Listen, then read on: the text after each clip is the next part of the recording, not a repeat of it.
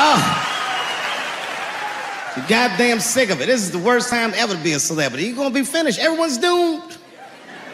Michael Jackson has been dead for 10 years, and this nigga has 2 new cases.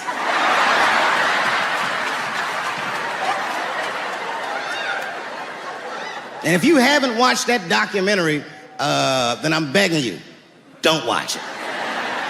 It's fucking gross. I felt like HBO was sticking baby dicks in my ears for 4 hours straight. Really nasty shit. I don't want to know all these things. Turns out, Michael Jackson allegedly likes a long gander at the anus.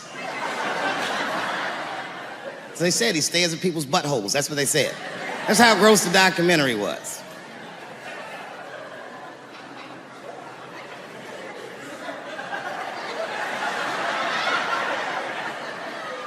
I'm gonna say something that I'm not allowed to say. But I gotta be real. I don't believe these motherfuckers. I do not believe it. But let me qualify the statement. I am what's known on the streets as a victim blamer. You know what I mean? Somebody come up to me like, Dave, Chris Brown just beat up Rihanna. I'll be like, well, what did she do?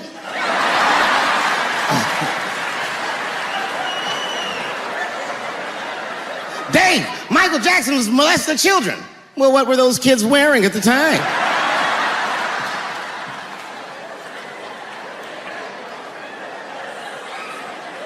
I don't think he did it. But you know what? Even if he did do it, you know what I mean?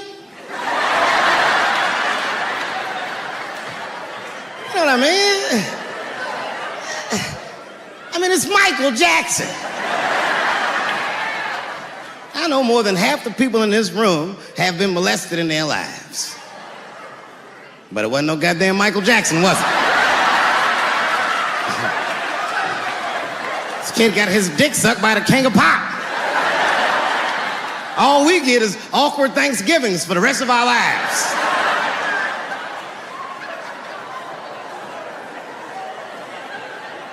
You know how good it must have felt to go to school the next day after that shit? Hey, Billy, how was the weekend? How was my weekend? Michael Jackson sucks my dick. And that was my first sexual experience. If I'm starting here, then well, sky's the limit.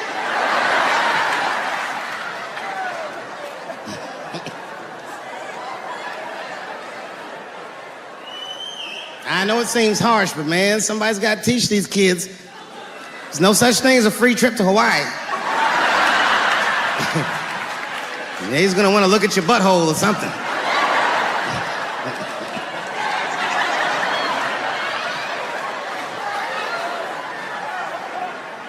You know why I don't believe it? You know why I don't believe it? Because if Michael Jackson's out here doing all this molesting, then why not Macaulay Culkin? Macaulay Culkin said in an interview that Michael Jackson never did anything inappropriate with him or even around him. Think about that shit. You know, I'm not a pedophile. But if I was, Macaulay Culkin's the first kid I'm fucking, I'll tell you that right now.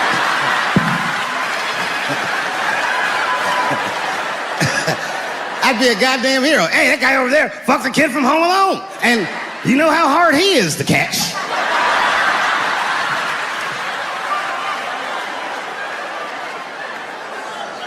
That's what I'm waiting for, because the timing of this Michael Jackson shit is what makes me doubt it. Every time there's wars going out of control, or the economy gets bad, or something is wrong with the world at large, it's always these moments in history that Michael Jackson will coincidentally jerk off a kid. This is getting ridiculous. Like, are you planning this shit? Do you have meetings? Michael, thank you for coming. As you know, Michael, the war has not been going as well as we expected. There's been a lot of hiccups, and the public is asking us a lot of questions, of course. And, well, Michael, there's no nice way to say this, and all I know how to do is be direct, so let me just be direct. We're going to need you to jerk off another child, Mike. I'm sorry. I am sorry. But it would really help out. Or maybe he did it. Who knows? Who knows? That's the thing. That's what I wanted to say. Who knows? Who the fuck knows? Mike, God, and this little boy know. That's about it. That's about it. The only reason that I can even talk about this shit is because everybody is speculating. They all think he did it. And I don't think he did it. I'm alone in this. I don't think he did it. I'm not going to say I don't think he did it. That's too strong.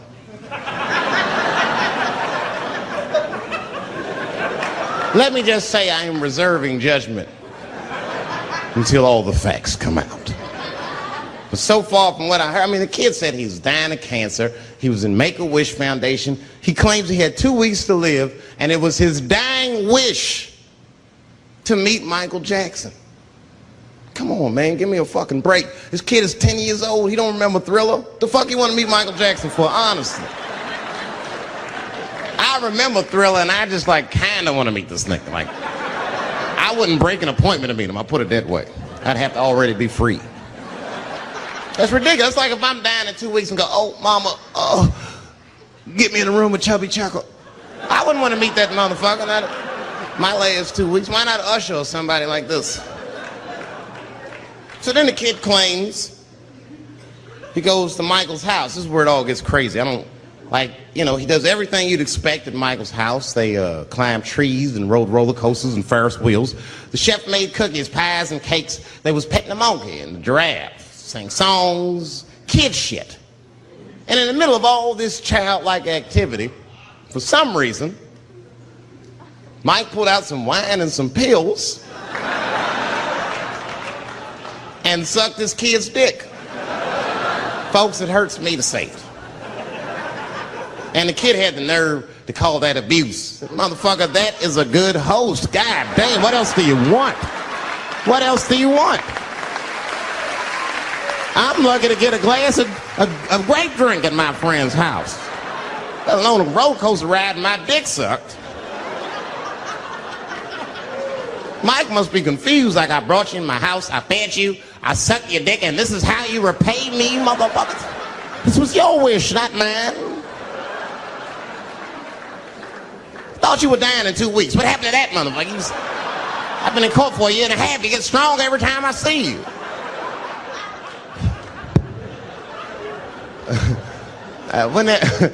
This is fucked up. I shouldn't even say this fuck. Wouldn't it be some ironic shit if they found out through this case that the cure for cancer was Michael Jackson sucking your dick somehow? Like if Mike had powers like Green Mile and all the kids like, please, Mike, suck our dicks. Never again. He didn't appreciate it. Can we at least study your saliva? Please, Mike.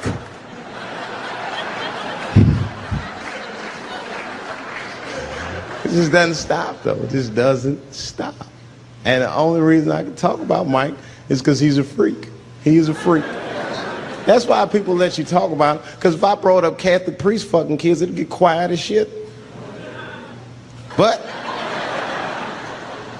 when Michael Jackson does it, it's okay because he's a freak. His face is all cut up. But just remember, when you look at that thing that he calls his face, that he did that for you somehow. Somehow he thought you might, maybe it'll help. Maybe people will like me more if I turn myself into a white, ghoulish-like creature. I don't know what the fuck it is, but he did it for you. And I appreciate the gesture, Michael Jackson. If you're watching this, I appreciate that gesture, and I want you to know, fuck everybody, Dave Chappelle understands. Because you want to know something? I'm getting some work done. Surprise, yes. Nothing major. You would never know if I didn't tell you, but it's some shit I'm insecure about that I want to work on. If you must know, I'm getting Botox done on my balls to get these wrinkles out. Finally, I'll have these shits smooth as eggs. No, I can't wait. I cannot wait.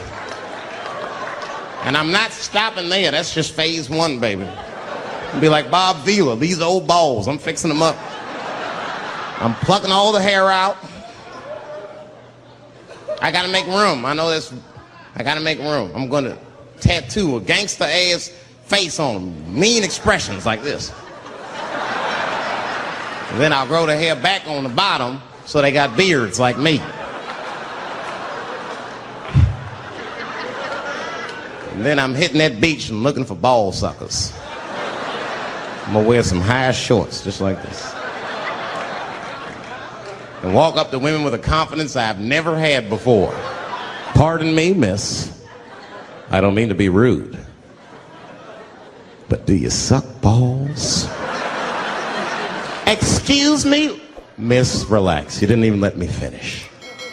Do you suck these balls? Oh my God, those balls are as smooth as eggs. Yes, I'll suck them. I've played this scenario out in my mind 1,000,000 times, lady. That's how it always ends. Yes, I'll suck those balls. Sad, I know, man. But we've already been through it. Like Michael Jackson. Remember when they said all that shit about Michael Jackson? They never proved anything till his dying day. But they said that he did some very heinous things. And one time I watched a documentary about it. They were talking about all the shit Michael Jackson allegedly did. And as they were saying all these allegations, they started showing pictures of his home, the Neverland Ranch. You ever seen Michael Jackson's house on television? Well, the short of it is,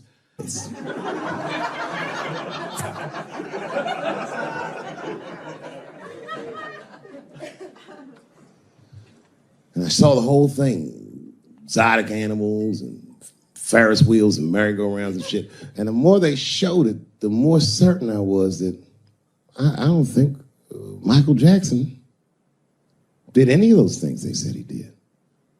His house didn't look sexual. It looked like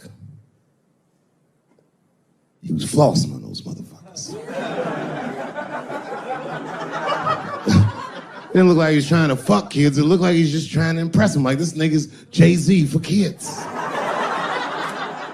Like, he just walking through his house. This is my cotton candy machine. It makes 3 tons of cotton candy a day. You can have all the cotton candy you want. This closet is filled with nothing but custom-made karate slippers. Isn't that cool? Shall I have my monkey bring us more cupcakes? Hey guys, let's watch a movie. What movie do you want to see? Home Alone. Oh, no, don't touch the DVD player. Macaulay Culkin's here, he can act it out. Come on, Macaulay. Act out Home Alone for my guests. Hey, mister. This is fantastic, man. We had you all wrong. All wrong? What? I don't understand. What do you mean? Huh? Oh, well, you know, man, we thought it was going to be the usual. Like, you're going to have us come over and give us some wine cooler and, you know, suck our dicks. What? Suck your dick? You faggot-ass kids. Why trying to suck your dick, nigga? I was trying to show you a better life. Bubbles, get these kids the fuck out of my house. You're just like everyone else. Hollywood is no place for moral absolutism. You know what I mean?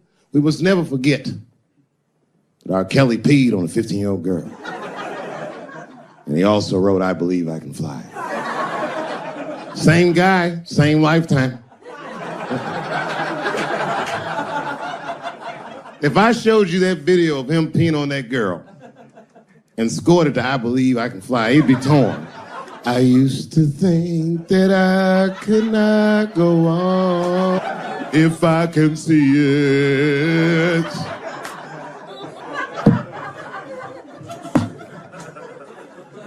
It's okay, my career ended many years ago.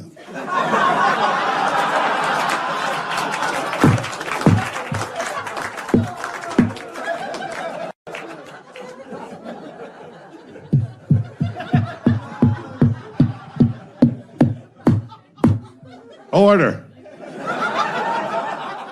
No, I'm terrible. I'm sorry, everybody. I'm sorry. You want to know what happened to me? Yeah.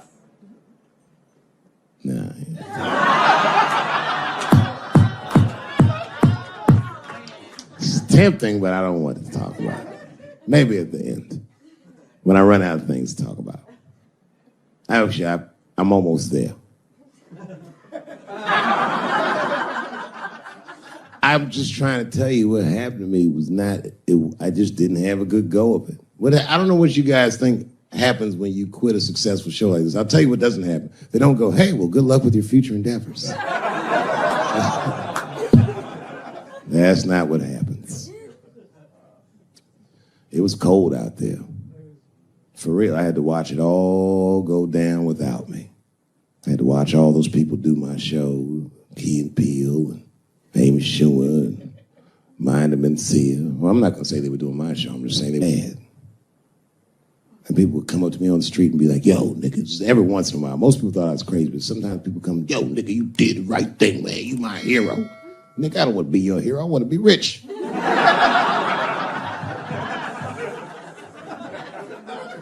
Never choose to be a hero, because heroes die uncomfortable deaths.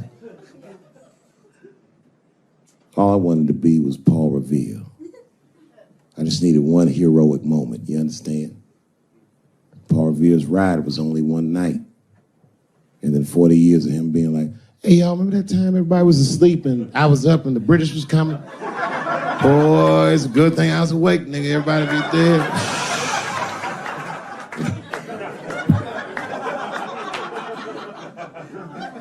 Dave Chappelle is here. His sketch comedy show has been called the funniest half hour on television. Elvis Mitchell of the New York Times says Dave Chappelle isn't content just to play the race card.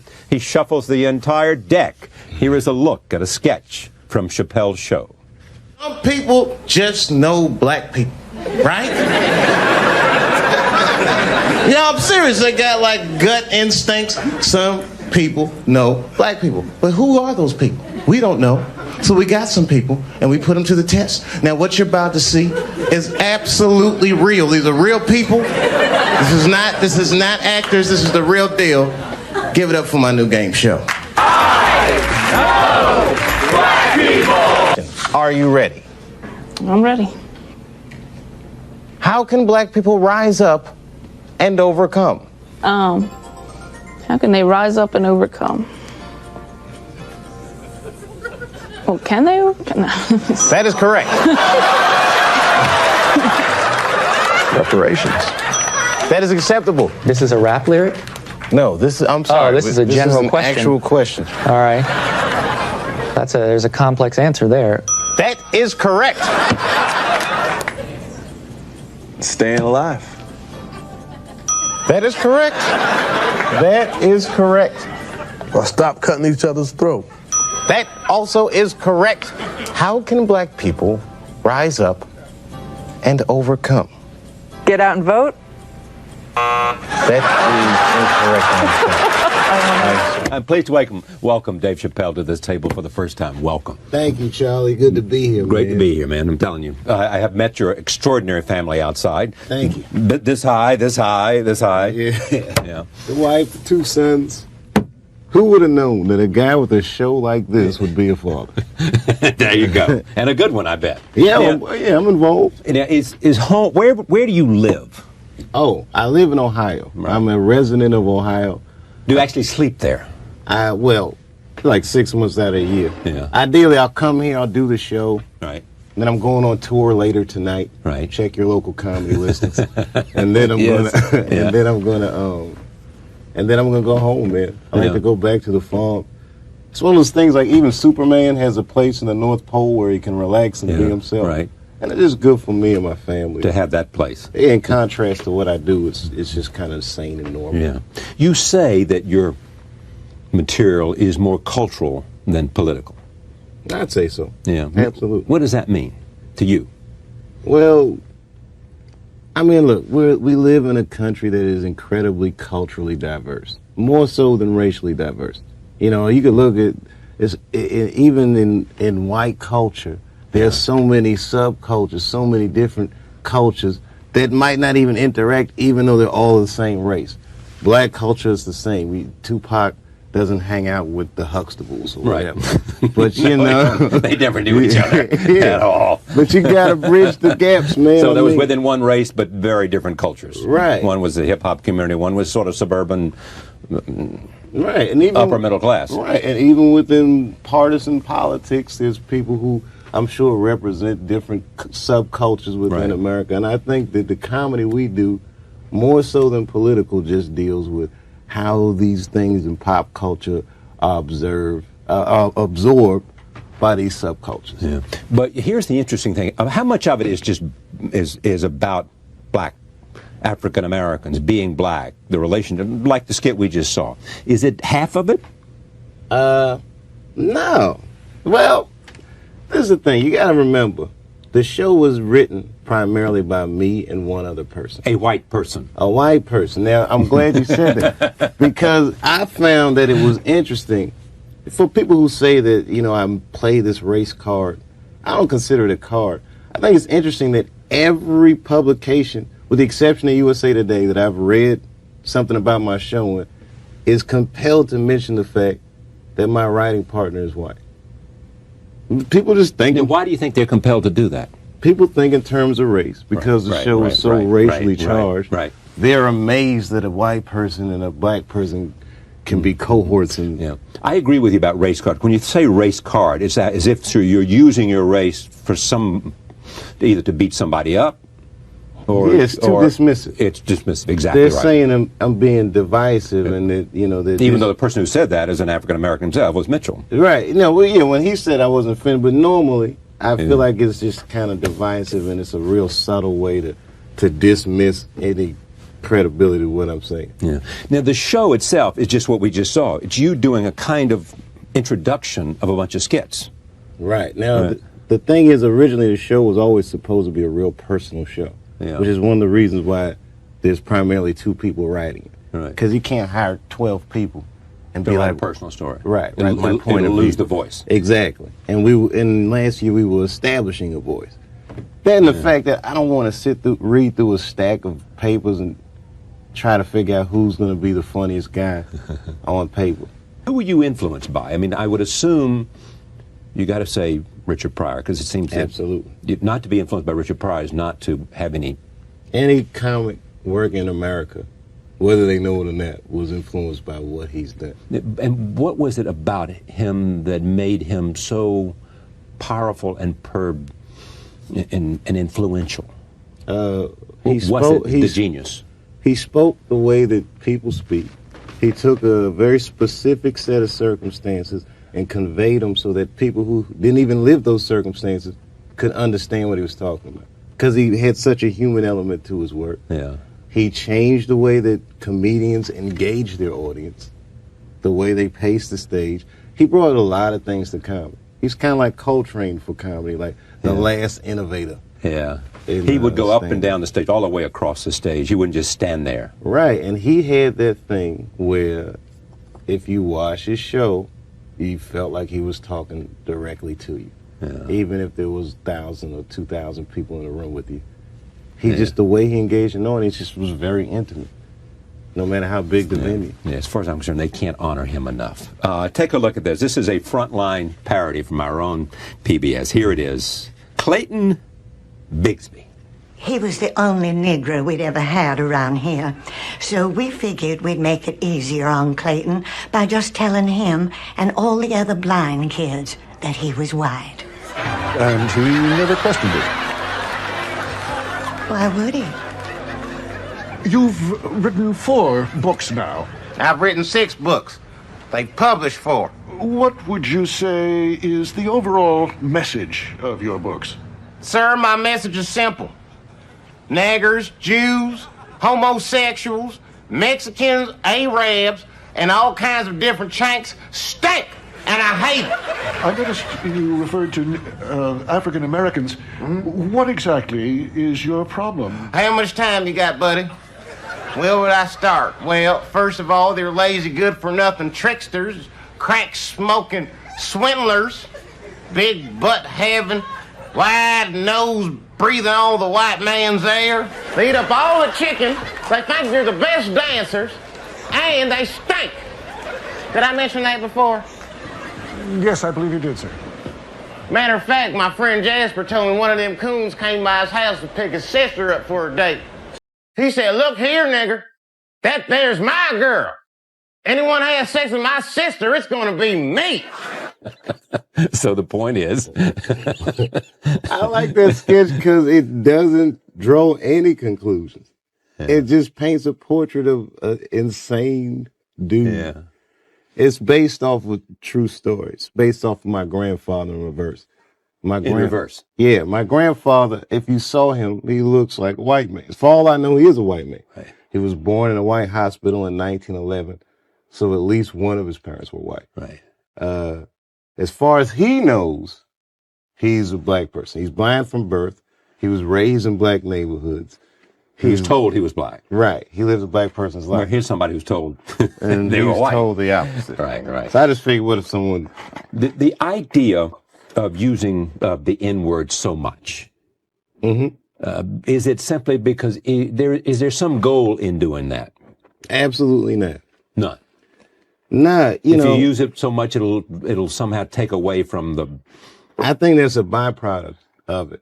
See, I've been to entire symposiums on like the appropriateness of this word. Right. And I have never in my life experienced a word that drove so many different feelings out of people, black and white, But white comedians can't do it. Absolutely not. I mean, they'd have to be really inventive and careful. Lenny Bruce did it. Yeah. Lenny Bruce made a good point about the power that people give words. Richard Pryor used it. Richard Pryor wasn't making a point. That's just the way he was using spoke. the vernacular he knew. Right, exactly. And I don't think there's anything wrong with that. There are people that speak that way. That's one of the subcultures in America. Right, it's a rather large subculture. And it's spoken more among African Americans than it is among and any other culture. Right. So the subculture that is in the top upper echelons of these media machines might deem it inappropriate for use. Meanwhile, people who consume their products on the street say it all the time. They know what context to say it. They know who and when and why and where they're saying it. And just because the people where am I supposed to go to be myself on television? But you'd be offended if you walk out of this building and somebody says something to you using the N-word. Absolutely. I'd be fighting mad. You bet. Because if I see another black person, you're not using, and I greet him that way, I don't think he would assume that I was trying to offend him. If a white person greets in that way, it's either A, it's malicious, it's bringing up just bringing up whatever the history is, or B, it's just insensitive or C, stupid. Oh yeah, C, it just stupid. Doesn't know. Right. Yeah. There are a few white people out there, I'm sure, black friends that say that with their black friends with no consequence. But that's in the confines of their own personal friendships. Right. Exactly. All right. Take a look at this. This is a sketch that examines what it would be like if a white Ozzie and Harriet family had an unusual last name. This is my favorite. Is your favorite? Yeah, all right. Roll tape. People come up to me white people will come up to me like, man, that sketch you did about them niggers, that was hilarious. Take it easy. I was joking around.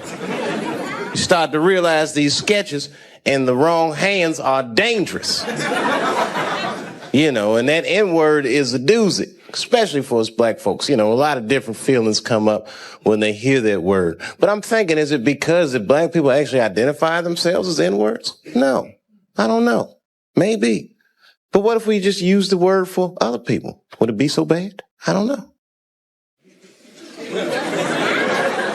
So I made a sketch. It's about a white family whose last name happens to be nigger. That's all. Let's see how offensive the word sounds now. Morning, niggas. Why, it's Clifton, our colored milk bag. And it's my favorite family to deliver milk to. The niggas. Something sure smells good. You niggas cooking? We sure are. There's some leftover bacon if you'd like some. Ooh, none for me. I know better than to get between a nigga and their paw. Might get my fingers bit. Here you go. I hate to bother you about this, but, well, you didn't pay your bill last week. And I know how forgetful you niggas are when it comes to paying bills. Golly, Clifton, it slipped my mind.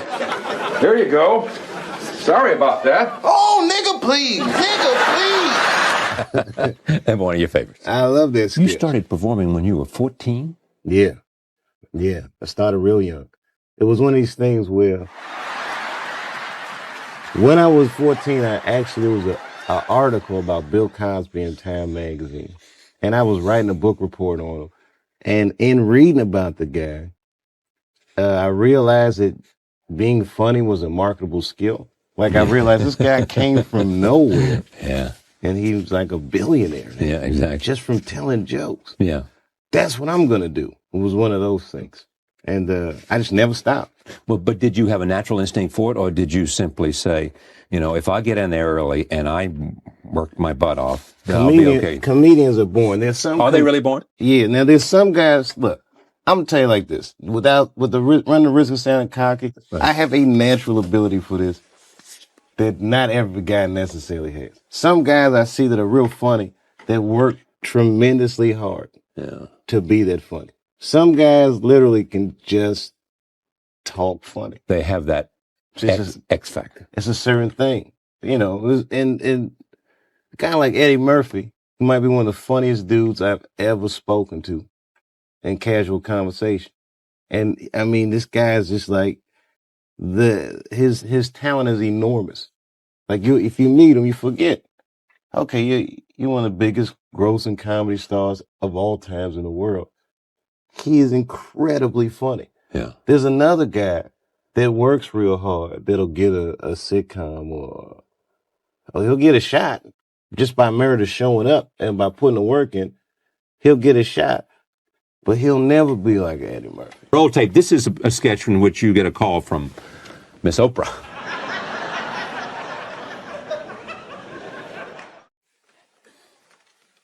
Hello? Dave, it's Oprah. Oh. Hey, what's up, girl? Look, Dave, I'm pregnant. Are you sure it's mine? No, Dave, listen, it's yours. Gotcha, bitch. What? Just hold on one sec.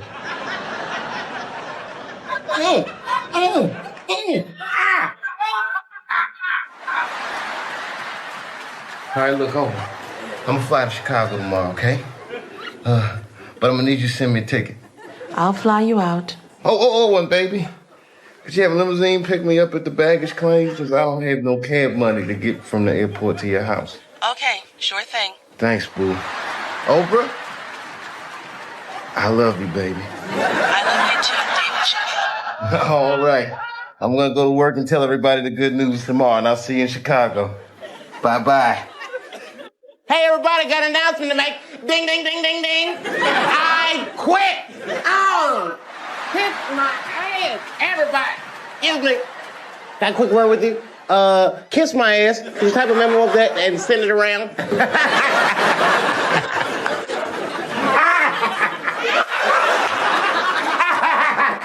I quit. Dave, what's gotten into you? Oh, Sally, it's not what's gotten into me. It's what's gotten into Oprah. My seed, son. I'm rich, bitch. We know where the payoff is, don't we? Oh, yeah. I love that sketch, too. Yeah. Now, how long? You signed a new contract with Comedy Central? No, I'm done. You're done? I'm technically unemployed. It's one of those things, man. Weren't you doing well? It was doing great. They want to renegotiate. No, but why don't you want to renegotiate? Well, I got to take a minute. Like, I just put the show to bed last night. Yeah. And the beauty of the way people like this show and what it's like to do a show like this, I don't think people would ever understand the amount of work that we put into it. That's why I appreciate my show, you know? And I hope that the big story from this is that I'm a guy that has done 11 television show pilots. Went out to Hollywood. Disney signed me up a few times. Universal signed me up. Done one for Fox. I've done one for this one, for that one. And they always liked me. They always like, yeah, Dave Chappelle, he's really funny. Maybe he's like an Archie Bunker type, or maybe we can do like Seinfeld with him, or maybe we can, a million ideas they had, none of which worked at all. At all. And the whole time, when I'm the guy, I would say, well, I have an idea about how I want to do this. And I was the last person they wanted to hear from. They would say things like, people watch television for regularity. So I was more from your school. I want a show that can be anything. Right. No, people don't like that. I know. Our research shows and blah, blah, blah, and blah, blah, blah. And then they finally, after all these years, I get an opportunity to do a show. And Comedy Central says, do what you want. And it was overwhelmingly successful. Overwhelmingly, like the best case scenario for what could have happened. With #1 show on the network, I go down the street and people are saying the stuff from the night before, right? Screaming it at me, and it was two guys who were virtually just not being used. Yeah, and you got to go to the source. Thank you. Yeah, great to have you. So much, man. Pleasure. It's an honor to be here, man.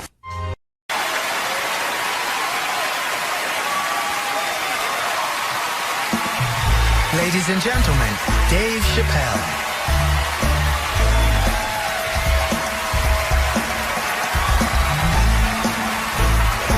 Thank you. Oh boy, I'm very nervous. No pressure. During the civil rights movement, I can't read what's on the teleprompter. Some about black America and white America. There's black Americans and there's white Americans. We're all one America. So if you don't mind, this is not live, is it? I imagine whatever I say, you could just edit it out. Let's try it a few ways. Lou, are you in the booth? I am. All right, good. You know what, Lou? Let's just play around with it and see if we can get it right and get this clip package on, and then let me go home, all right? You got it. All right. Ready? All right, count me in. 5, 4, 3, 2, 1. Wu-Tang. I'm just with you, Lou. Let's do it again. We're going to do it again. We'll get it right. Here we go, Dave. 5, 4, 3, 2. You know, when I was a comedian starting out in Washington, D.C., right here in this city, 1988, I'll never forget this. It was a comedy club owner that banned profanity from his comedy club. He said it offended his audience, and this was a cause of major concern for all the comedians in the circuit. And we all called a meeting, and we had the owners come, and it was the club owners, and it was the comedians. It was the classic labor dispute. The club owners laid out their case. There cannot be profanity in these clubs because that offends people. And there's a comedian who's still a good friend of mine to this day. He lives right here in Washington, D.C. He stood up and he said, he's black, I should tell you, because it's important to the story. He says, I use profanity because I live a profane lifestyle. He says, I don't have an insect infestation in my house. I have roaches.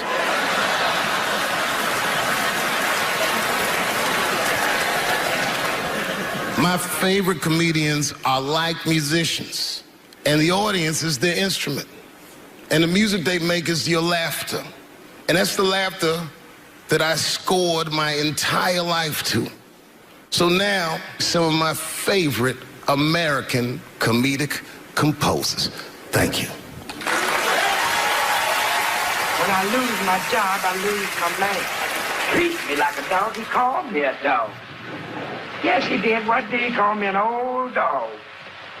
Sometimes I wished I was a dog and he was a tree. When you stop and think, football's a fair sport for my people. Only sport in the world, a Negro can chase a white man and 40,000 people stand up and cheer him. See, in my neighborhood, the kids have a kind of a dubious reaction to that whole Santa Claus concept. They just don't believe that a white man will ride a reindeer through Harlem after midnight. In truth, white friend, it's you that all look alike. But look at the black people around you. We all different colors. Black walnut, burnt elk, almond, chocolate mocha, pecan, vanilla, yellow, mellow, light, bright, and damn near white. We come from the first people on the earth. You know? The first people on the earth were black people. We the first people had thought. Right? We was the first one to say, where the am I? And how do you get to Detroit? I think maybe like 30 years ago, there was a woman that wanted to sing, and a black lady that sang opera that wanted to sing. What was her name? Mary Anderson. And this place was like segregated, and they couldn't sing there. And here we are, like not even 50 years later, a 22-year-old black man on stage getting paid to hold his. God bless America. I gotta go now. Y'all take it easy. Bye-bye.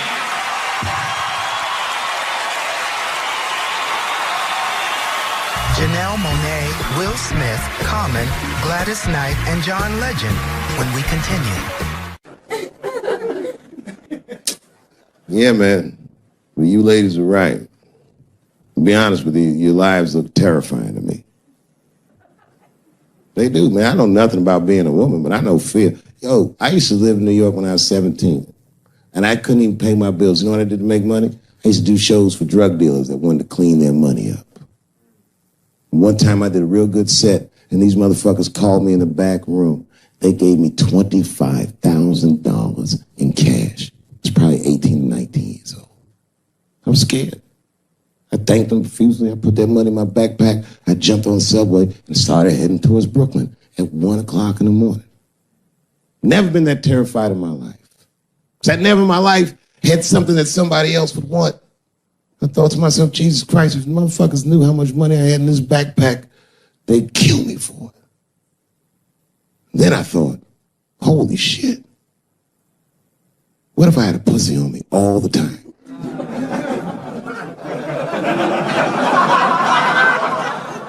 That's what women are dealing with. I'm gonna tell you right now. It's real talk.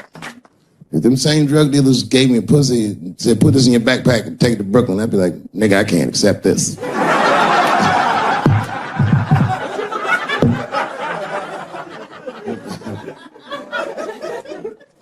I empathize, man, you know.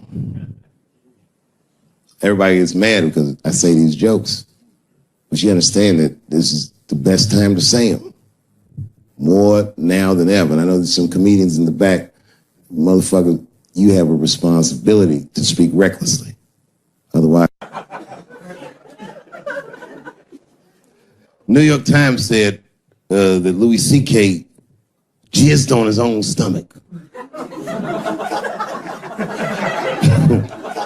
You know, I've busted a lot of nuts in my day.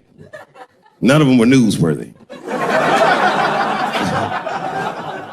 Shit was really gross, because they didn't just say it like I said it. They didn't just say jizz on the stomach. They said it in that fucking Pulitzer Prize winning style that the New York Times has. It was very descriptive, like, you know what I mean? Louis C.K.'s semen shot out like a volcano of misogyny, slowly drizzling down like lava, covering his freckled penis as it slowly dripped to a fiery crown of red hair. Jesus Christ, I'm trying to eat some huevos rancheros and these niggas is...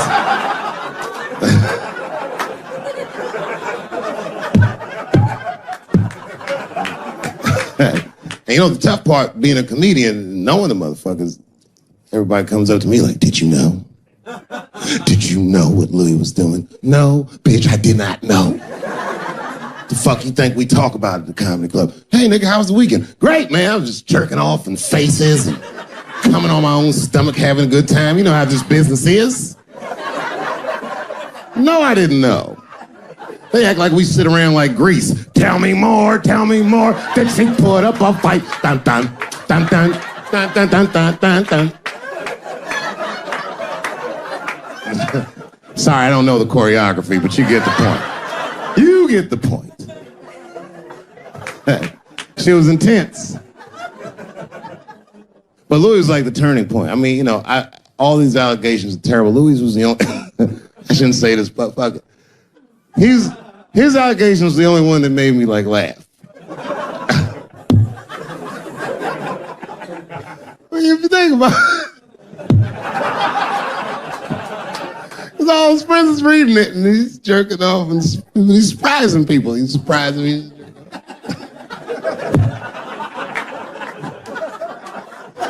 I just picture all the comics in comedy just reading it like, what?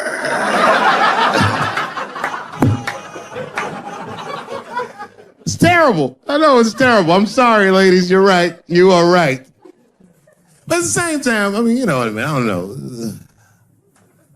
Jesus Christ, they took everything from Louis. I was like, I don't know, it might be disproportionate. I can't tell. I can't tell. This is like where it's hard to be a man. One lady said, Louis C.K. masturbating in front of me, ruining my comedy dreams. Word. Well, then I dare say, madam, you may have never had a dream. Come on, man, that's a brittle spirit. That is a brittle-ass spirit, nigga. That shit is too much. This is a grown-ass woman. You know what this shit is like? It's like COINTELPRO. You know what that is? It's a program that the FBI had under J. Edgar Hoover. In this program, one of the many things they did was they would track the sexual habits of anyone they considered an enemy of the state. It was a live button. That's why they got all these fucking sex tapes with Martin Luther King fucking bitches. But lucky for us, he actually had a dream.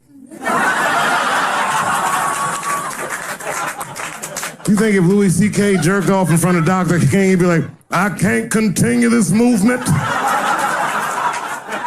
I'm sorry, but the freedom of black people must be stopped. I didn't know this nigga was gonna pull his dick out and jerk off like this. I just thought we were gonna get a couple of drinks and chill.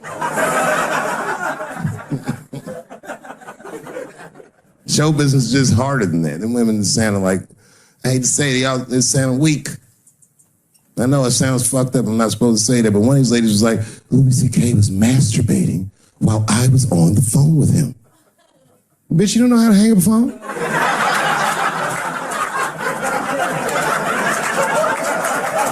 How the fuck are you going to survive in show business if this is an actual obstacle to your dreams? I know Louis is wrong, ma'am. I'm just saying I'm held to a higher standard of accountability than these women are. Don't forget who I am. Don't forget what I am. I am a black dude. Fuck, I need an alibi. I can't be no celebrity. This shit is just the worst. I'm seeing it. I see why stars are crazy, man. These motherfuckers. I went to Disney World with my kids, which is a big deal for me. I don't get to see my kids so much. I do Chappelle Show 20 hours a day. Sleep for like half an hour, raise my kids for 10, 20 minutes, and I go back to work. Now, this particular day, I got to hook up with the kids. We went to Disney World. Everybody at the park. Fucking everybody. Hey! I'm Rick James, bitch! Hey, I'm Rick James, bitch! It's like, hey, man, hey. You mind not calling me a bitch in front of my kids? Time out, motherfucker. We take a day off. Even Mickey Mouse did it. I said, this is the most unprofessional shit I have ever seen in my life. Rick James, bitch. Oh, I was fed up. I caught that motherfucker with an uppercut. Bop!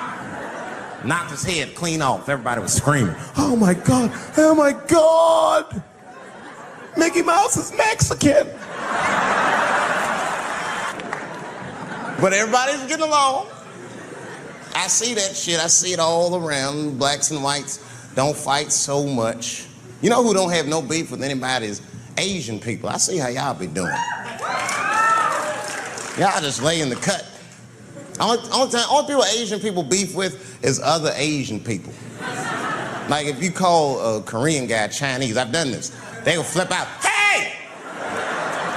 What make you think I'm Chinese? I am Korean. I look Chinese. Yes, motherfucker, you do look Chinese. That's why I said it. It's an accident. Nigga, to the untrained eye, you all look Chinese to me. It's a mistake. I'm not trying to offend you. Some people say all black people look alike. We don't get bent out of shape. we normally just call those people police, okay? Just learn to live with it. I am not saying that to say that trans women aren't women. I am just saying that those pussies that they got, you know what I mean? I'm not saying it's not pussy, but that's like beyond pussy or impossible pussy. You know what I mean? It tastes like pussy, but that's not quite what it is it? It's not blood, that's beet juice.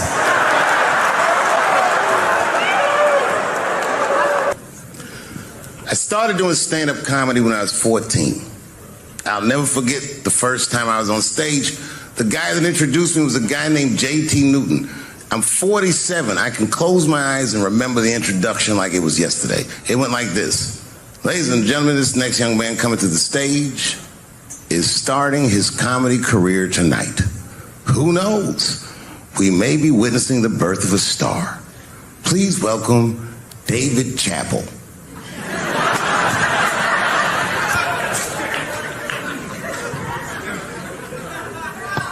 From the first time that I ever held a microphone, I was sure this was it. I knew I was home. I knew I had found my thing. And my God, man, I was a child. I got good. Matter of fact, I was good from the moment I started. And I'm not saying this to be a braggart. I'm telling you the truth. These old niggas was in awe of me. How is this little boy so poised? They used to say. I was. I mean, you know, I got better, but it started out good. About a year into it, when I was 15 years old, I had written a joke during the AIDS epidemic about having a Goodyear condom. Something, I don't even remember the joke. Something about an industrial strength condom by Goodyear. I just remember all the comedians really liked that joke. And there was an older comedian. And he came to me one night after the show, after he saw the joke, and he said, listen, I got an audition at another comedy club, and I was wondering, do you mind if I do that joke? I just want to borrow it. Now, I'm a kid. I don't know any better. I'm like, borrow it? Well, I guess, sure, if it'll help your career. I let him do the joke. And then weeks later, I was waiting to go on in a comedy club, and he went on before me, and he did the joke. And after the show, I pulled him aside and I said, hey, man, I don't mind you borrowing my jokes, but you gotta give them back. He said, oh, I forgot to ask you. He goes, let me buy that joke from you for $50. And I said, man, I'd do it, but I'm just starting out. I need all the material I can get. The idea being that the more material I can accumulate, the faster I'll be able to make money for my work. I said, I can't do it. I want my joke back. I'll never forget this. Remember, I was a 15-year-old child. This guy was a grown-ass man. He stood up over me so I could see how big he was. And he said to me, really? I can just take it. And he did. I got scared because I was a child. But I never forgot that. I never forgot that. I was 15 years old. I'm 47 now. I think about this guy all the time. When I look at my own kids and I see how young and innocent they are, I can't believe someone did that to me. And I don't think about it every day because that was the worst thing that happened to me. I think about it every day because that was the first time that someone ever did that to me. But in my career, it has happened many, many times since, where someone would intimidate me or scare me and take something that I believe was mine. I'll tell you another story. Now I'm 18 years old. I'm living in New York City, and I just finished my first road tour, which was a very difficult tour. I'll spare you the details. Now I'm back in New York, but my rent is paid, thank God. and I have $60 to my name, and a woman that I had met in Pittsburgh, a bad Dominican bitch,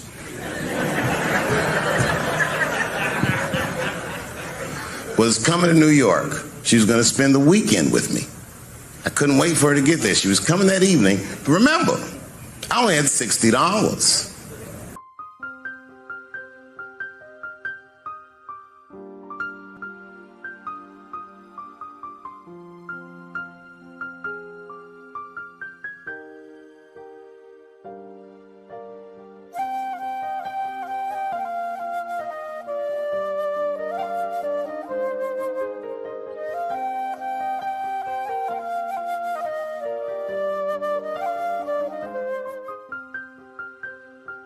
For a whole weekend to entertain a bad bitch. Now I'm walking through Greenwich Village and I see something I've never seen before. 3-card Monte. You know what that is? Yeah, the guy had the whole thing. The table was set up and he had the 3 cards and the crowd was hooting and hollering and he was like, find the red card, find the red card. And people were playing. Sometimes they win, sometimes they lose, but it was really exciting and I'm standing there watching it and I noticed while I'm watching them play this game that the red card, the one you're trying to find, had just a little bend on the corner. And I'm watching it and I'm like, yo, this guy doesn't seem to know that red card is bent. I'm gonna beat this motherfucker. And I walked up to the table and I said, let me play a hand. And I put my last $60 on that table and he starts to shuffle and find the red card, find the red card. And I kept watching that bent card go around the table, make sure I kept my eyes on that bent card. And when he stopped shuffling and he said, find the red card, I pointed to it with confidence. Here it is right here. And he flipped it over and it was black. And he took my money. I couldn't fucking believe that. How did this nigga do that? Was that magic or sorcery? I was confused. So you know what I did? I sat there and I watched him for a real long time play the game. And I realized that all those people who was doing all that hooting and hollering and betting, my God, they were his friends. They were in on the whole thing. I felt so wronged. I felt so stupid. And then the next sucker came up to the table and was about to put his money down. And I said, fuck that, man. Don't put your money there. All these niggas is in on it. It's a trick. And when I said that, the guy that was dealing, and this motherfucker was huge, snatched me up by my collar. Feel how strong he was when he grabbed me. I was a skinny little guy. And he was going to maul me. The only reason he didn't, I'm sure, is because he saw the fear in my face. And that fear, he looked at me. I saw his eyes go from hard to soft. He softened. Then he looked at me like the way a father would look at a child. And he said to me, young man, don't ever come between a man and his meal. I never forgot that either. Most niggas would have to run the streets for years to learn a lesson that profound. It took me 2 seconds. Never get between somebody and their paper. Taking a man's livelihood away from him is akin to killing him. Look, it was way more intense than what you guys might have read. I don't know what you read, but the kid, while we was beating on him, reached in his waistband, pulled out a .22 caliber pistol. That shit was mayhem. Everybody started screaming, oh my God, he's got a gun, he's got a gun. And then I got scared. I was in the back, but I was scared because I knew that everybody that was with me was armed. Yes, if they had shot and killed this kid on stage at the Hollywood Bowl, like I pay you to do, Travis,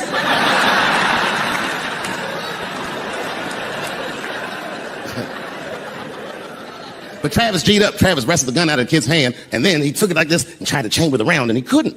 So he pulled the trigger, and it wasn't a gun. A knife blade popped out of the front. I guess this kid was gonna stab me. Some scary shit. So the next night, even though I didn't have a show, I said, I gotta get right back on stage. And I went and did a show. And someone in the audience screamed out, Dave, what happened with the attack? And I didn't know there was journalists in the room. All I said was that this nigga had a knife that identified as a gun. I got 6 more weeks of bad press for that joke. I didn't even do nothing to this thing. That's not right. That was not right. And then the New York Post went to the jail and interviewed my attacker like he was some kind of hero. And I read that interview. It turns out the entire attack was my fault. Yes, I triggered him. I didn't mean to. I had done jokes about the homeless. It turns out this young man was homeless. And, I mean, there's no way I could have known this. But I will say, for a homeless guy, this nigga had incredible seats.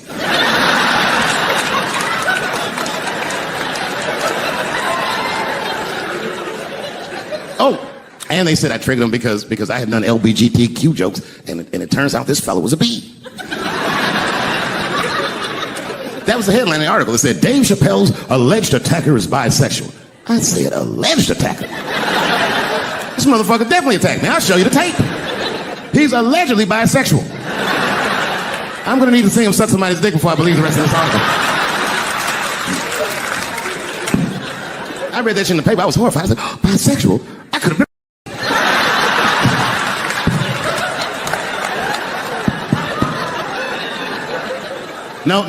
No, you know what though? It's not funny because all that madness ensued. I went to the hotel room. I was by myself and I opened the door and my wife was in there alone. She was sobbing, like sobbing. I said, oh my God, what's wrong with you, bitch? Did you get attacked too?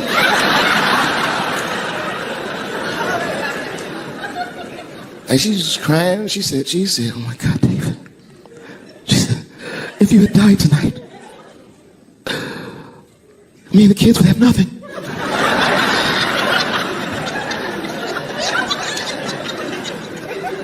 Then I knew it was serious. So I sat down on the bed next to her. And I reached in my pocket, I pulled some keys out that she'd never seen before. She said, oh, what are those keys? And I gently placed them in her hands. I said, sweetheart, those are the keys to my safe deposit box. God forbid anything ever happen to me. But if it does, don't even worry about it. You and the kids have everything you need in that box. I've already taken care of it. And she was looking at them keys. And I could see her mind realize what we were actually talking about. And then she just started crying harder. And to be honest with you, that made me cry a little bit too. And we hugged each other real tight.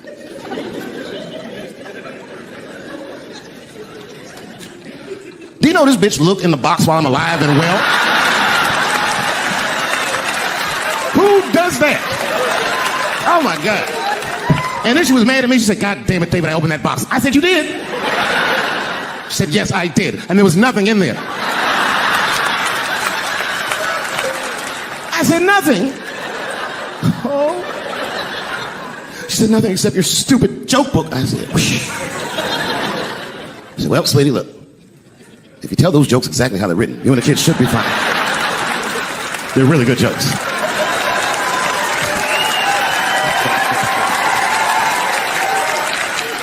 She's like, good jokes? What is this shit? Come join me in my watery grave. No, you gotta roll your throat. Come join me in my watery grave.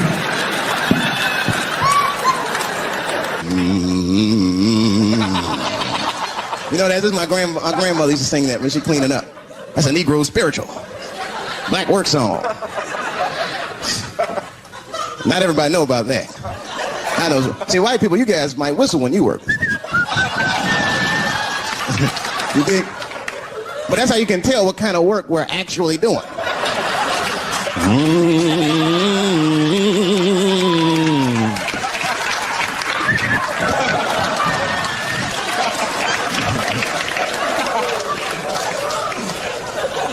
I study that kind of I do. Anything that has to do with race. I read a little here, see a little there. And I travel. That's always good. Traveling has made me a racism connoisseur, if you will. You know, it's different from region to region. Anyone ever been down south?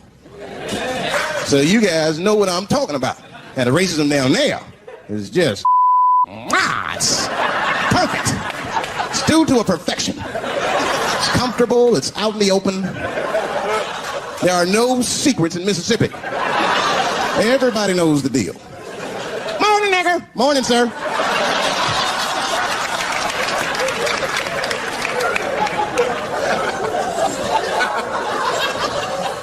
Not up here. You hit the big cities, man. It's different. It's always a secret. And we should do like them. We should keep our shit open, then a little. I mean, with limits. You don't want to say whatever comes to your mind. That might be a little much. White dude be walking down the street minding his business, and the brother walk up to him, hello, you white oppressor, you slave master rapist of Africa. Why, hello, my big lip spear chucking friend. Touche, honky. So, Whitey, what did you do today, huh? Oppress a new land and make the people there Christians against their will? What did you do, fellow? Burn those big black lips on a crack pipe as you missed your job interview? Easy, Whitey, you're cutting deep. All this chit-chat has got me thirsty. If you will excuse me for a moment, I'm going to go to the Korean store and get something to drink.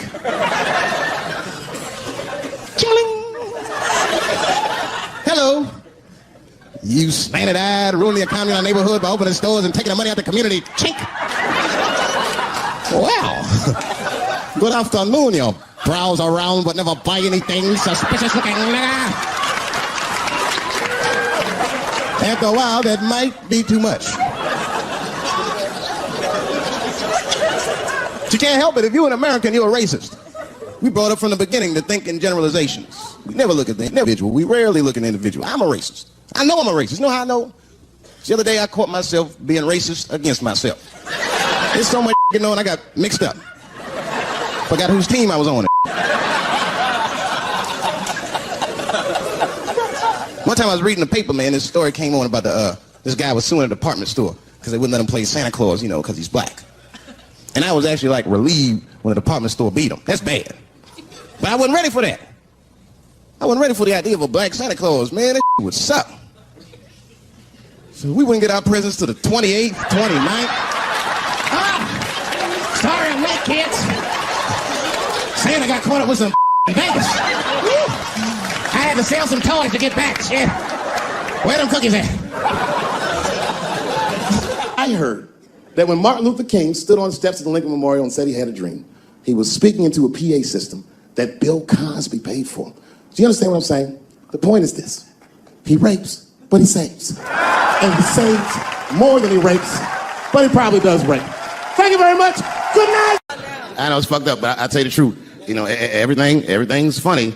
Everything's funny until it happens to you. 3 months, a mere 3 months after that terrible attack that Chris Rock endured, I was on stage at the Hollywood Bowl, and a lunatic jumped out of the crowd and attacked me. Now, I gotta tell you, if it happens to you, you don't even know what the fuck is happening. It was like slow motion. I just looked over. I don't know this nigga. And I was looking and said, oh my God, I'm being attacked.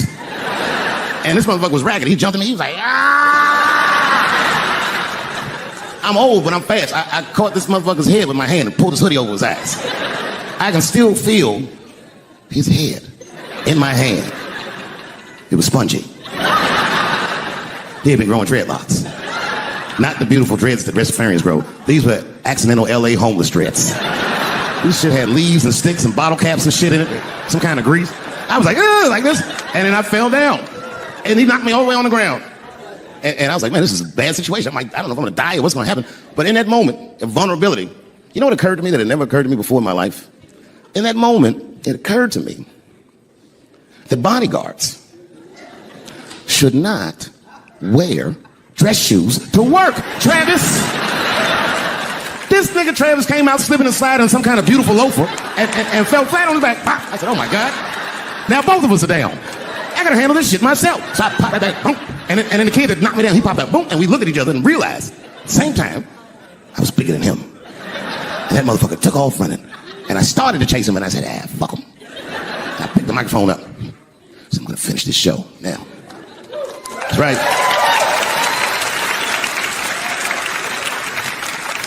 For 3 months before that, I'd been making fun of Chris Rock. And people would ask me all the time. They'd say, Dave, what would you do if you were Chris Rock and Will Smith slapped you in the face? And to this day, the answer is the same. Well, I don't know what I would have done. I've never been in a situation that extreme. But I do know now what Will Smith would not have done. And that is enjoy the rest of his evening. Man, listen. We gave that kid a good while. We was whooping his ass. Not we. I mean, I was on stage trying to think of a joke to tell, but they was beating this nigga up right behind me. Everybody could see it. Everybody could see it. And I'm sitting up there trying to think of what to say. And I'm tongue-tied. Me, of all people, can't think of anything to say. Look at my karma. Just that moment. Of all the people in the world, Chris Rock walks from backstage. Walks up to me in front of 20,000 people. Grabs the mic out of my hands and looks at the crowd and goes, was that Will Smith? Man, motherfuckers fell out of their chairs laughing. I was standing there looking stupid. I was fucking furious because I'm thinking in my mind, nigga, this is my attack. You got attacked 3 months ago. Now you have jokes. So I snatched the mic back from Chris and tried to get one off, but my shit did not go good at all. I didn't know what to say. I was just like, it was a trans man. And the crowd was like, boo. It's LA, we like trans people, boo. I know, I felt so bad. I felt so bad. But I know why I did it. You'd have to be there to understand, but man, when that guy tackled me, it was like it's like a movie or something. You gotta picture this. Picture a famous person you like. Every famous person you could imagine was at that show. It was like the biggest night that Hollywood had ever seen. And when that guy tackled me, he cleared the bleachers. I had to watch the tape afterwards to know this happened, but as soon as he tackled me, Jamie Foxx was the first motherfucker that jumped out of the crowd. He was wearing a white cowboy hat, like he knew this shit was gonna happen to him. Never seen this nigga in a cowboy hat before. And Jamie started chasing that motherfucker around like any given Sunday. And that kid was fast as shit, was juking and shaking, and they broke Jamie's ankles, and he just kept running. And then Jon Stewart from The Daily Show ran from backstage and jumped at this motherfucker like Super Jew. He was like, ah! And the kid seen John coming, so he jumped back, and John went flying that way. And this kid was fast, and then he turned around. He sees the emergency exit. He starts running for the emergency exit. Just before he got to the door, motherfucking Puff Daddy from Bad Boy Records jumped in front of the door. That nigga was like, Boy, Puffy got that motherfucker. And then every celebrity just ran out, because every celebrity saw themselves in me, and they just started beating the fuck out of that kid. And I know Chris was backstage looking like, nobody helped me.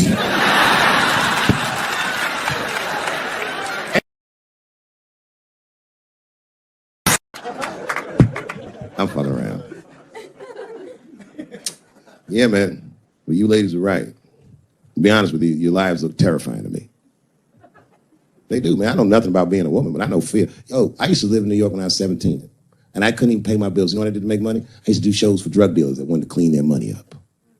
One time I did a real good set, and these motherfuckers called me in the back room. They gave me $25,000 in cash. I was probably 18, 19 years old. I was scared. I thanked them profusely. I put that money in my backpack. I jumped on the subway and started heading towards Brooklyn at 1 o'clock in the morning. Never been that terrified in my life. Because I never in my life had something that somebody else would want. I thought to myself, Jesus Christ, if motherfuckers knew how much money I had in this backpack, they'd kill me for it. Then I thought, holy shit. What if I had a pussy on me all the time? That's what women are dealing with. I'm gonna tell you right now. It's real talk. If them same drug dealers gave me a pussy and said, put this in your backpack and take it to Brooklyn, I'd be like, nigga, I can't accept this.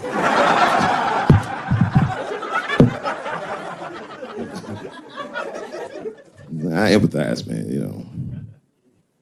Everybody gets mad because I say these jokes. But you understand that this is the best time to say them. More now than ever. And I know there's some comedians in the back. Motherfucker, you have a responsibility to speak recklessly. Otherwise, my kids may never know what reckless talk sounds like. The joys of being wrong. I didn't come here to be right. Just came here to fuck around. It's hot in here suddenly, isn't it? I wonder where that heat came from. I wonder what happened to me. Where did I go for 12 years if I wasn't raped?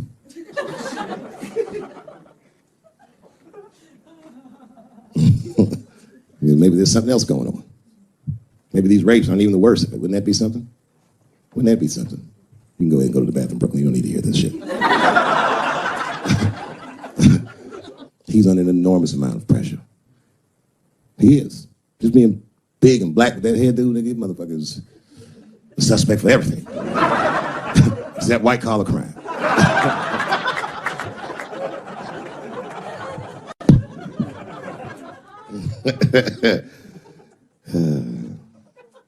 Sometimes I wouldn't talk about where I went, but y'all don't even want to know.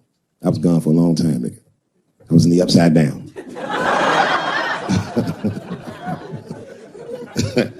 Scary being a white dude now, isn't it? A little bit, no? Well, you're not gonna get me too. But you know what I mean? It's funny for a black dude to see white people go through this because this is how it always is for us. All my heroes is either murdered by the government or registered sex offenders. Sad, I know, man. But we've already been through it. Like Michael Jackson. Remember when they said all that shit about Michael Jackson? They never proved anything till his dying day. But they said that he did some very heinous things. And one time I watched a documentary about it. They were talking about all the shit Michael Jackson allegedly did. And as they were saying all these allegations, they started showing pictures of his home, the Neverland Ranch. You ever seen Michael Jackson's house on television? Well, the short of it is...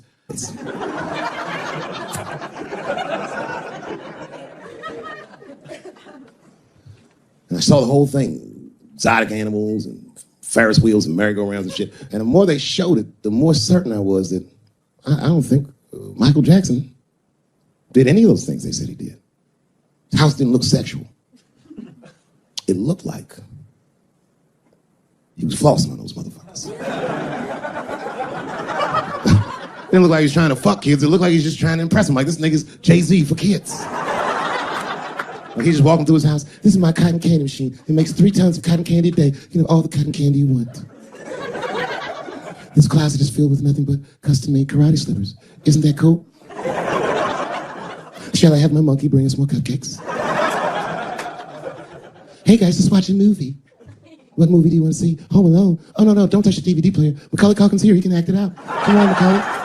Act out Home Alone for my guests. Hey, mister. This is fantastic, man. We had you all wrong. All wrong? What? I don't understand. What do you mean? Huh? Oh, well, you know, man, we thought it was going to be the usual. Like, you're going to have us come over and give us some wine cooler and, you know, suck our dicks. What? Suck your dick? You faggot-ass kids. Why trying to suck your dick, nigga? I was trying to show you a better life. Bubbles, get these kids the fuck out of my house. You're just like everyone else. Hollywood is no place for moral absolutism. You know what I mean? We must never forget that R. Kelly peed on a 15-year-old girl. And he also wrote, I Believe I Can Fly. Same guy, same lifetime. If I showed you that video of him peeing on that girl and scored it to I Believe I Can Fly, he'd be torn. I used to think that I could not go on if I can see it. It's okay, my career ended many years ago.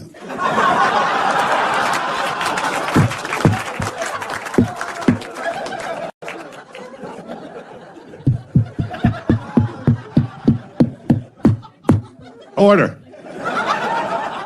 No, I'm terrible. I'm sorry, everybody. I'm sorry. Want to know what happened to me? Yeah. No. It's tempting, but I don't want to talk about it. Maybe at the end, when I run out of things to talk about. Actually, I'm almost there.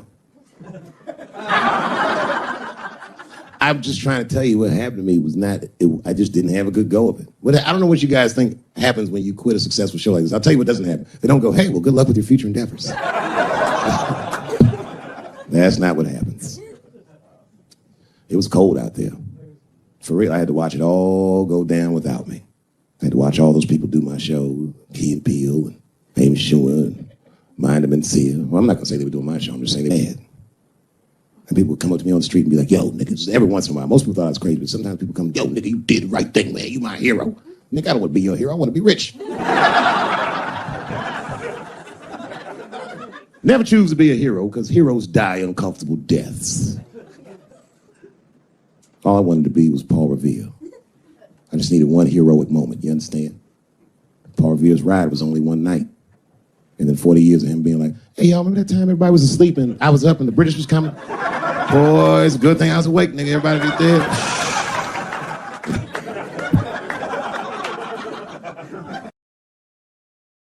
All power and glory go to God. All greatness is from God. When a hero stumbles, well, the cowards rejoice. Nothing feels better to a coward than to watch a brave guy fall. Now, you guys might have seen in the news that I caught coronavirus recently, and then I did. Oops. I did. Because in the beginning of the pandemic, I talked to a guy in the live entertainment business, and I said, when can we go back to work? He said, probably sometime in 2022. And I said, there's no fucking way I can wait that long. And I just tried to find a way that I could work. You see what we've been doing. All of you who had to endure this invasive test and wear these masks just so we could be out and hang out and be together. I tried. And after all these months, after doing all these shows, God damn it, my number was up, and then I had the Rona. Oh. Cowards rejoice at a time like this because they're so invested in being afraid. And when I said I had the coronavirus, the overwhelming majority of people wished me well. Said, we hope you get better, take care of yourself. We don't want anything bad to happen to you. But there was a faction of people, the cowards, who said, you see that, Dave Chappelle? That's why we stay inside where it's safe, and we never try anything. Well, enjoy yourselves, motherfuckers, because I'm better now.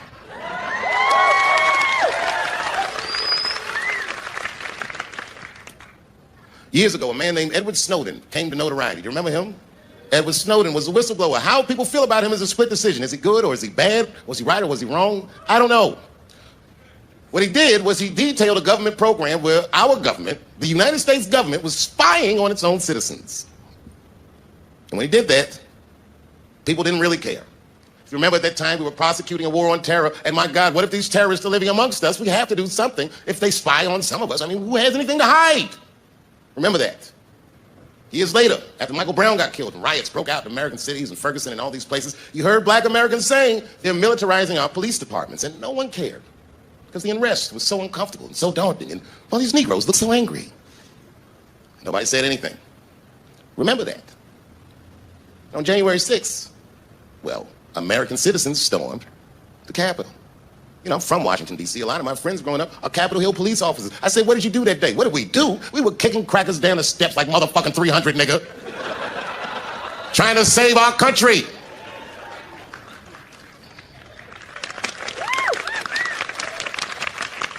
Watch the tapes. Watch that crowd that told Colin Kaepernick he can't kneel during a football game, try to beat a police officer to death with an American flag. Look at that shit. Take that nigga lesson. Take this nigga lesson.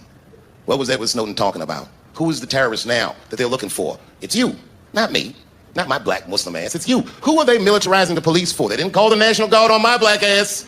It's you. That's what white people did. They felt what black people have been feeling for 400 years. For 30 minutes, stormed the Capitol and rubbed their shit on the walls. They carried a fucking Confederate flag through the rotunda. The Confederate Army didn't even do that. Motherfuckers, you went very far. It was a simple question. Do you have a country or not? And you said no. My God, man, we're in quite the pickle, aren't we? If you could solve a black American's problems, this country would have no problems. He's so busy talking about pronouns and this, that, and the other, but this is a very basic wrong. They kidnapped us. They brought us here. They treated us like shit. And all the time that they did that, they were afraid that we would do what you would do in the same situation. But did we storm the halls of the Capitol and rub our shit on the walls? Well, of course not. If that would have worked, we would have tried it. I know how to solve my problems. You need to know how to solve your problems. You need to know where your power lies. You are Americans, so your power lies in each other. A few weeks ago, I put a special out. I called it Unforgiven. I told people what my beef was with Comedy Central. I never talked about it. I demanded that the network pay me. Many of my peers laughed at me because that's a ridiculous thing to demand. They said, well, you signed the contract, so what are you even mad about? Here's the thing. I'm very good at minding my own business. And the trick to minding your own business is knowing what is your business. And these people that talk about me, these cowards that rejoice, well, they don't understand what greatness looks like. I never asked Comedy Central for anything. If you remember, I said, I'm going to my real boss, and I came to you because I know where my power lies. I asked you to stop watching the show, and thank God Almighty for you, you did. You made that show worthless because without your eyes, it's nothing.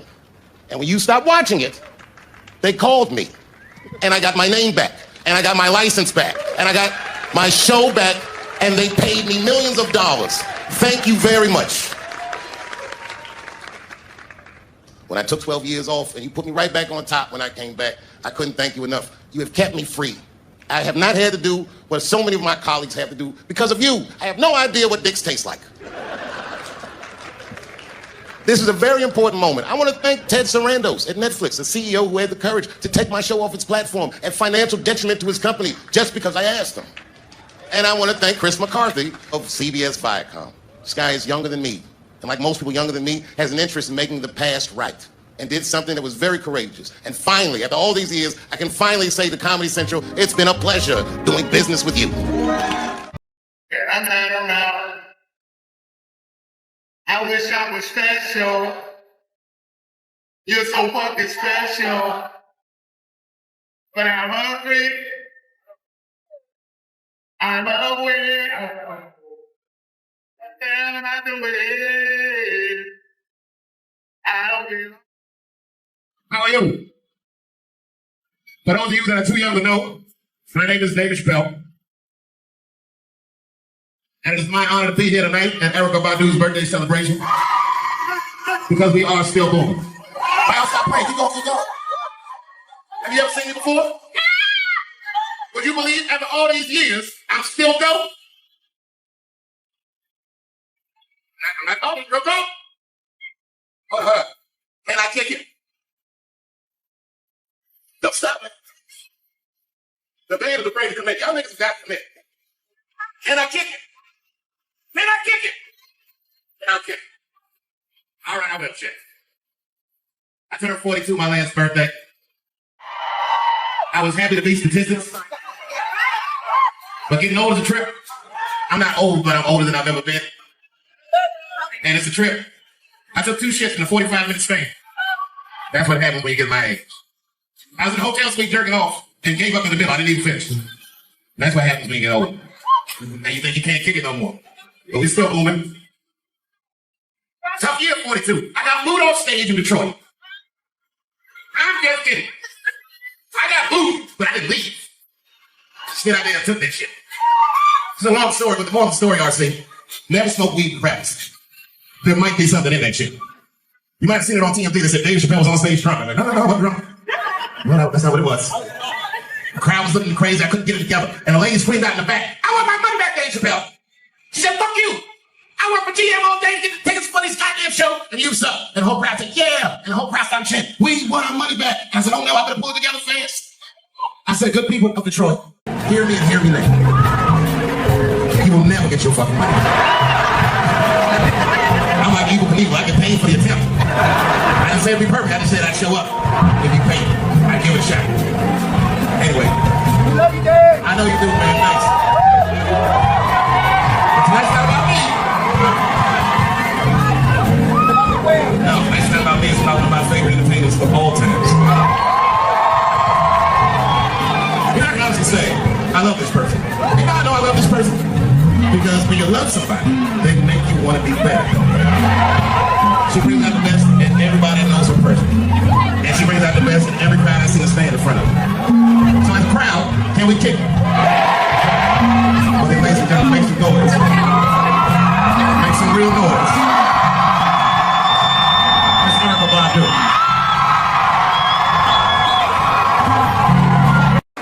And they all looked at me. They could tell who I was voting for just as easily as I could tell who they were voting for. But do you guys know what we all had in common? Not one of us, not a single one of us, looked like we felt good about what we had to do in that booth. We were just doing our goddamn duty. Yes, I voted for Hillary Clinton. Of course I did. I voted for her because I liked what she said vastly better than I liked what he said. But to be honest with you, at that point, that shit was like watching Darth Vader do the I Have a Dream speech. That bitch is mean as hell. She'd already Karate Kid swept Bernie Sanders' legs from underneath him. Boy, it was hard voting for that shit. But it was the lesser of the evils. I know you were a Clinton supporter, Miss. I am sorry for her. But it didn't feel as good as it should have. She was going to be our first woman president. They were going to make coins out of this bitch.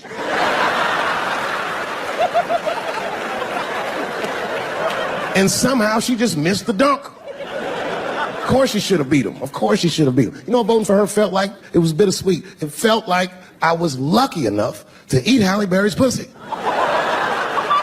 And whilst I was doing so, she fucking farted in my face, man.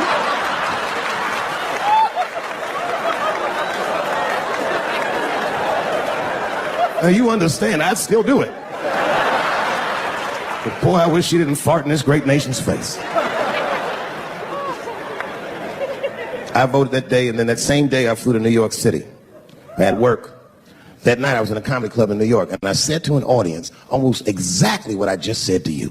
And I didn't know that there was a journalist in the room. And this journalist wrote an article. The headline of the article said, Dave Chappelle is an avid.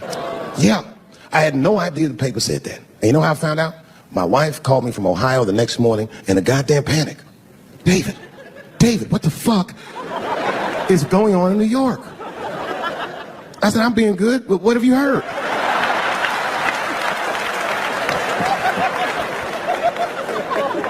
And my wife said, the paper is saying that you're a Donald Trump supporter. I was like, whew. I said, don't worry about that shit, baby. Nobody in their right mind would believe that. And she said, no, David, people believe it. And then she started reading the comments to me. Oh, they were terrible. All these black people call me all kinds of Uncle Toms and shit. I should tell you, buddy, this is a very serious allegation from one black to another. I was incensed. Uncle Tom? How am I Uncle Tom, nigga? You the one that reads the Observer? Anyway, all this shit goes down around, and now Trump is the president, and I'm hosting Saturday Night Live.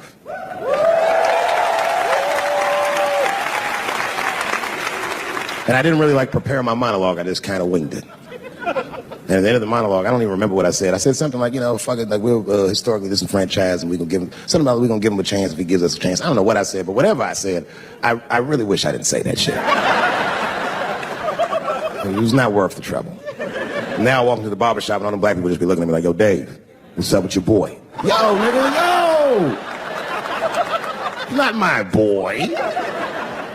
Because I don't care if you're a Republican or Democrat, if you support him or not, any objective person is going to have to admit that this motherfucker is having a terrible go of it. It really is. We've had presidents before that have done bad jobs, but this shit is worse than a bad job. It's scary to watch. Holy shit, it's like seeing a crack pipe in your Uber driver's passengers. The fuck is wrong with this guy? Yo, he is lunching, nigga. I watched Donald Trump in a press conference, and this motherfucker had all the media gathered, and this nigga literally asked the media to their face to stop finding shit out. I was like, yo, this motherfucker is bugging. And then, I'm not even making this up, his lips started sweating. His lips. Have you ever seen a motherfucker's lips sweat?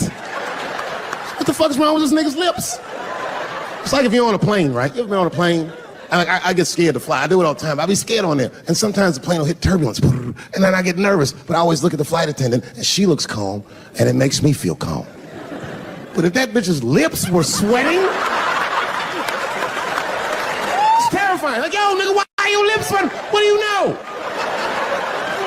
And then, I'm not even making this shit up. This motherfucker grabbed the phone and he goes, you don't know how scary the things I read in my briefings are. What's that, bro? That's bad leadership. Even as a parent, you think I'm gonna sit my kids down? Hey, little man, come here real quick. I was gonna holler at you for a second. Yo, I'm 3 months behind on the rent, nigga, and I am worried. Very worried. Gonna go to school and have a productive day, nigga. I was just thinking out loud, getting some shit off my chest. I'm like, what the fuck are you doing, bro? This is bad, man. Jesus Christ. All this motherfucker's ideas sound like high people ideas. Like he doesn't think these things through before he tells us. He just tells us what he's thinking as soon as it occurs to him. This shit sounds nuts. I'm gonna go to China and I'm gonna get those jobs from China and bring them back here to America. For what, nigga? So iPhones can be $9,000? Leave that job in China where it belongs. None of us want to work that hard. What the fuck is he thinking? Because I don't want to make them shits. What the fuck are you doing? Stop trying to give us Chinese jobs. I am going to bring back coal. Coal? I'm not even exaggerating. I have never in my life even seen a fucking lump of coal. I honestly don't even know what coal is for. If you're gonna have motherfuckers digging around in the dirt looking for shit, find me some truffles, nigga. That's what I'm about. And these truffle prices are getting out of control. If it gets any worse, I'm gonna be back down to regular butter like everybody else. Terrible, terrible job. This motherfucker hit North Korea with rap battle threats. Fire and fury, like, yo! Yo, what are you doing? It's fucking Korea, man. Kim Jong-un is a scary motherfucker. He might be as crazy as Trump. Scary shit. And if you're one of them naive motherfuckers that thinks that a war with Korea is going to be easy, then you don't play Call of Duty at 3 a.m. like I do. Because that's when the Koreans play. Fucking 8-year-old Korean kid took out my whole goddamn platoon last night.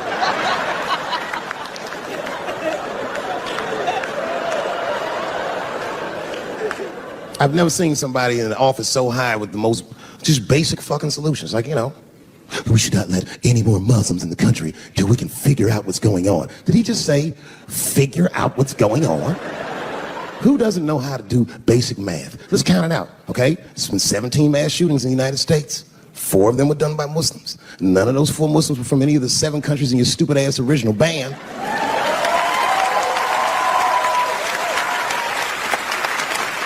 And since he brought it up, the other 13 shootings were done by the Tiki Torch whites. These are facts. And you don't see me trying to ban white people from the show to keep it's a fucking terrible idea because it's mean and it's racist. And most importantly, it would be catastrophic to my bottom line.